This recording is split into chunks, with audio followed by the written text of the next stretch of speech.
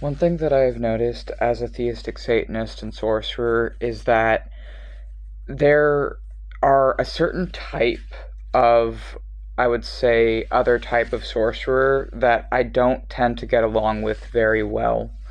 Um, Included in this type of sorcerer, I would say, is people who go online and use generative AI art in their videos or their content or their profile pictures. And that's the first note I guess I should talk about why that to me is an immediate red flag. I believe generative AI is a form of spiritual vampirism. I believe that if someone is using generative AI, that means that for artists, they're okay with might makes right. They're okay with consumerism over quality. They're okay with harming all the hundreds of thousands of artists, myself included, who have spoken out about how generative AI is killing the planet, contributing to global warming, and stealing and robbing the spirits of all the artists whose work has been scrapped to fill the databases used in these generative AI apps. And I think that to me, if someone has generative AI either on their page or in their profile picture as another occultist, that immediately tells me they have no qualms robbing me as a robber. What that says, I mean, they have no qualms robbing me as an artist. What that's telling me is this is a witch or a sorcerer who has no issues robbing the spirits of other witches and sorcerers, as many witches are artists and performers and writers. And to me, it's telling me immediately when I see that this is someone who does not value art, who does not understand the spiritual importance of art, who does not understand how the creation of art in and of itself is magic, who does not care about artists, who has no qualms robbing someone like me to lift their own spirit up. And so to me, it's a form of spiritual vampirism in a destructive aspect, and it tells me that they are not to be trusted. And I used to make exceptions to this, and I used to feel somewhat differently about this because there was people who I looked up to as a wizard myself who did use generative AI in their work, who I thought at that time, well, maybe there are some exceptions, maybe it's not really that bad. But then I saw how those same people spoke to the most vulnerable among their audience. I saw how those same people engaged with other people like myself. And I realized there are no exceptions. I don't make any exceptions to my viewing generative AI as spiritual robbery. That is the first thing that puts me immediately at odds with another occultist, is if they are using generative AI. And I really do feel that this is actually a big issue because, again, the creation of art in and of itself, in my belief, is a form of magic. So someone who is taking other people's magic and using it to empower themselves by not doing work and just taking it from others is spiritual vampirism to me. I can't see it as anything but that. So that's the first thing that in the past has put me at odds with other occultists. The next thing I would say is people who, there's not really a kinder way to say this, so I'm just going to say with the words that came to mind immediately, but who spout like 80% conspiracy theories or just non-proven bunk, and other people around them, the people who just take it at face value, who cannot discern the gold from the shit. If I notice and I see another occultist that cannot discern the gold from the shit and is just taking everything in, I'm going to know that they're probably earlier in this than I am, that they're probably just kind of dipping their feet in this. They're maybe in the first year of doing this. And to me, it's a sign to back off. to me, it's a sign that maybe I shouldn't be engaging with that person. Maybe that person is potentially not going to be someone I get along with, because there are a lot of harmful things in the occult that you can very easily brush aside if you can't discern and use critical thinking to get the gold from the shit. Because most of the stuff online, I can confidently say at least 90% of the crap online is shit. It's not useful. It's not going to help you.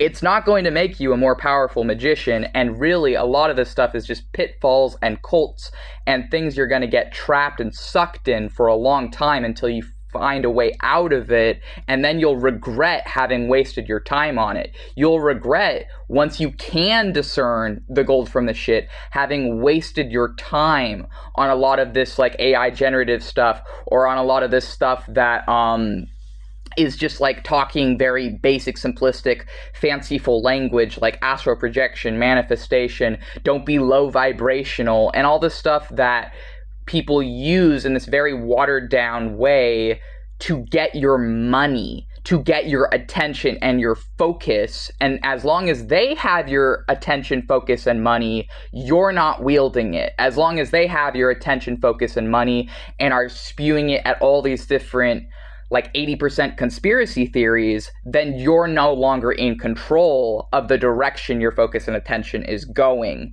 And the reason this is so deadly, well, not necessarily deadly, I mean, in its extreme forms, it probably could be if it's leading to spiritual psychosis and like addiction and depression and other things. But the reason this is so destructive is because, in my opinion, at least 70% of magic, at least of my magic, is learning how to, over time, more and more control my own focus and attention, control my body, control my breath, control my mind and my psychology and brain more and more over time.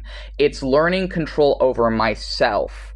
And even though I used to be one of those witches who cannot decipher the gold from the shit, to me at this point in my life, if I'm seeing someone who is just letting someone talk, who this other person is spewing a bunch of harmful bullcrap, and that person either agrees with that bullcrap or can't tell that that person is deceiving themselves and them, to me that is another massive red flag.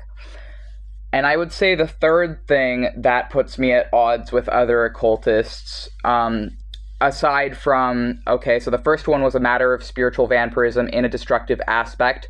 The second one was a matter of not being able to discern what is actually useful, valid information that's going to propel you forward and serve your highest interest, versus what is a trap that is going to trap you for a long time.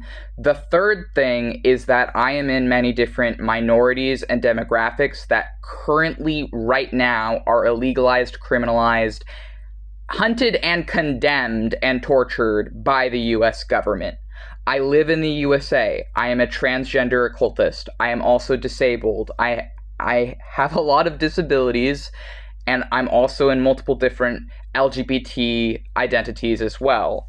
And I know that there are a lot of occultists who, instead of using their craft as a way of spiritual anarchy, as a way of breaking out of these various different systems that depend upon controlling your focus and attention and your brain to control you and trap you within them, that instead of genuinely escaping these things, they're going to be saying that they are, while reinforcing the binds of white supremacy, because all of it comes back to white supremacy, on themselves and on other people like me. And I know that the biggest things holding me back in my life are homophobia, transphobia, and ableism. And these things are all just byproducts of white supremacy, which is the thing that is permeating my country right now that is infecting every aspect of our life, including the occult. So the third biggest thing that would put me at odds with other occultists is if they are not willing to be honest about the white supremacy problem in the occult. If they're not willing to be historically honest. And unfortunately, a lot of people will read these historical texts and other things, but then not be honest about the racism of the writers, the sexism of the writers, the homophobia and other problems of these writers. And it's extremely problematic because if you're only taking the stuff that serves you and ignoring everything that harms other people in these works, then you are picking and choosing in the same way that religious people do, and that many other people do. You are picking and choosing and ignoring whatever harms other people or harms you. And the reason this is so problematic is you cannot have a full depths of understanding of history if you do that. You cannot fully grasp things if you're just ignoring the bad parts. And I've noticed this, and this very issue put me at odds with 10 other demonolators because I said that an 1880s occultist, Madame Blavatsky, was a white supremacist. And that is the language I'm going to be using because I do not see how anyone who writes in their own book that tribal Africans are intellectually inferior to, they listed off these different white races and precursors such as the Aryans, and her work actually inspired the later Nazi movement because some of the earlier Nazis were a part of her religion that came from her writing, but people don't know this, and they don't know that in some of her writing she said stuff like that. And so when I brought it up, as someone who myself does identify as a left-hand path practitioner, which is terminology that Madame Blavatsky appropriated from tantric practices and brought over to Western occult practices, and as a Western occultist, I do call myself a left-hand path practitioner, but I also understand that there are historical problems in that, and that there are problems in Blavatsky's work. And I was willing, with sources as well that no one cared to check or see, to say that this person is a white supremacist. But because I said that, and because I spoke that, the other demonolators turned against me and essentially outcasted me from their little in-group. And the thing is it really fucking hurt at the time, but now I can look back at that and see, well, if they're not willing to be historically honest about this crap, then I shouldn't have been there to begin with. And it's a good thing, actually, that around exactly New Year's, I left that group. Because to me, it tells me I'm not safe there as someone who is disabled, as someone who is transgender. I am not safe there if they can't acknowledge the white supremacy in the occult, even though some of the other people there are disabled, even though some of the other people there are LGBT. I'm not safe there as someone who is intellectually honest and honest about history and honest about the fucking bullshit and problems permeating the occult. I'm not safe among people who aren't willing to do the same. And the unfortunate reality is a lot of people aren't. A lot of people are not intellectually honest. A lot of people are not historically honest. And a lot of people would rather brush it under the rug and keep going and keep doing whatever they can to get ahead, but they'll never help you up. So if I know that the only person I can really depend on is myself, and I see that other people aren't being honest about this stuff, then I have to have some distance between me and them anyway. But these are, I would say, the three biggest things that put me at odds with other occultists. Is the first thing would be a form of spiritual vampirism. The second thing would be not being able to discern useful information from bunk. And the third thing would be not being historically honest, or thinking that they're being historically honest but ignoring anything they don't like in the history. So these are the three biggest things that I would say are problems for me with other occultists.